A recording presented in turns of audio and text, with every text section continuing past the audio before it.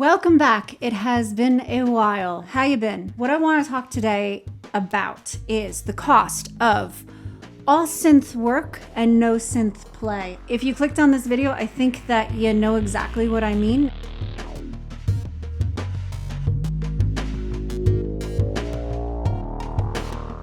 So what do I mean by the cost of all synth work and no synth play?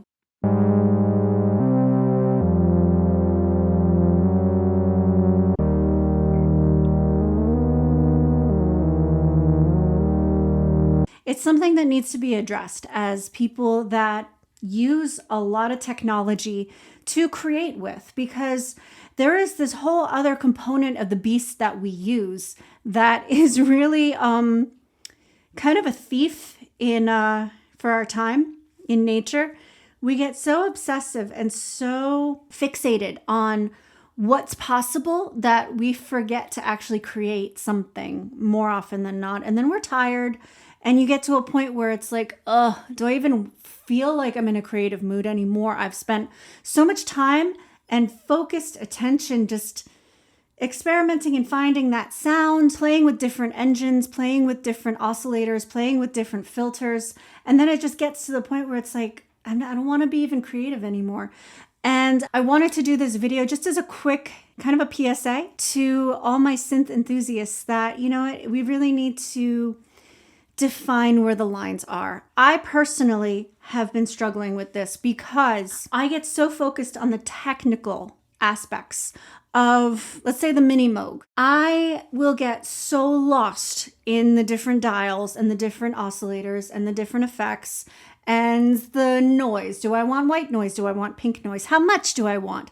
What is going to really shape that sound that I'm looking for? But here's the thing. I realized that I stopped creating and I stopped recording and I stopped feeling creative synthesizer wise because all my creative effort was being exerted on focusing on creating the sound, not creating the music. As synthesizer enthusiasts and players, we really need to do something about this. So the pitfall really is that we can get lost in the technicality aspect of fine-tuning our sound. And this is a common challenge that musicians deal with, that they get so lost in this that they forget to actually create. Now, on this channel, you've heard me talk about exploration and exploring sound. And I really think that is a way to define being creative in terms of synthesizers, you know, just having fun. It's more spontaneous, you know. And when I say synth play, you really need to realize that there is a time to shape the sound, but then there is a time to just hit the keys, make some noise, just laugh at the sounds. Put a limit on how long you work to create a sound. Instead, say, all right, I'm going to give myself 10 minutes, 20 minutes, I don't know. Give yourself a limited amount of time to shape the sound and then just be like, you know what? Now from here on out, I'm going to just explore. I'm just going to create music with this sound I created. Be careful how much of your creative energy you exert without reeling it in and saying, all right, now is the time to do the thing I've been preparing to do. Create in your mind two different modes of operation. Technical mode, where you are just focused on the technicality of shaping your EQ, creating your oscillate. Like what do you want to do? What do you want? But then flip it and give yourself permission to be silly. Give yourself permission to not think in terms of the technicality. Whatever the sound is that you created, commit to it. Don't come here, be spontaneous, be creative, and then be like, wait a minute, you know what? Let me tweak this a little bit more. Don't do it. Just two different modes. Find your sound, shape your sound, discover what that is, but then allow yourself to play and have fun. And don't go back to this side. Just stay here for the designated amount of time that you're allowing yourself to play and have fun and be creative. Because ultimately what happens is you start to rob yourself of the joy of playing and create and just being creative because you used it all on one aspect of it.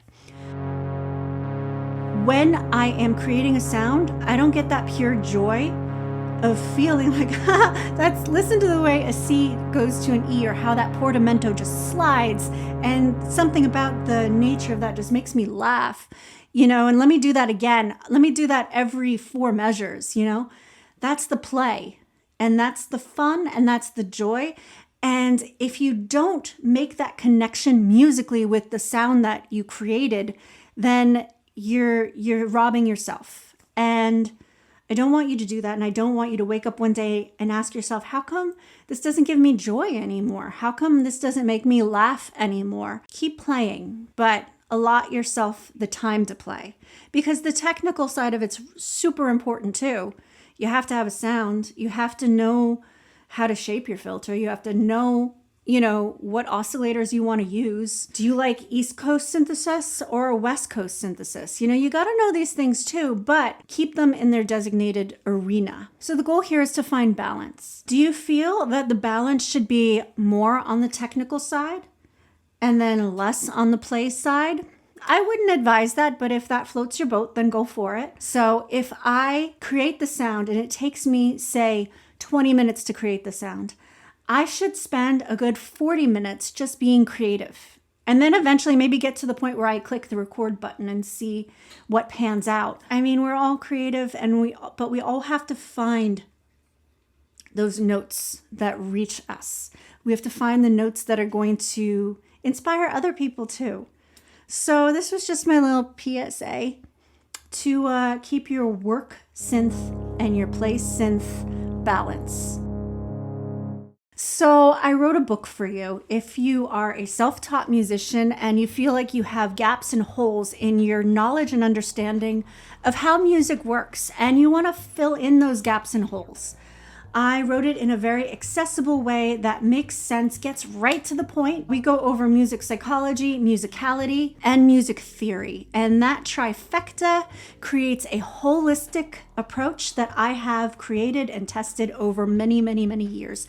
And I wrote this book for you. So link is below to get your copy. So if you liked this video, then please like this video and subscribe to my YouTube channel. Have a fantastic rest of your day. Bye.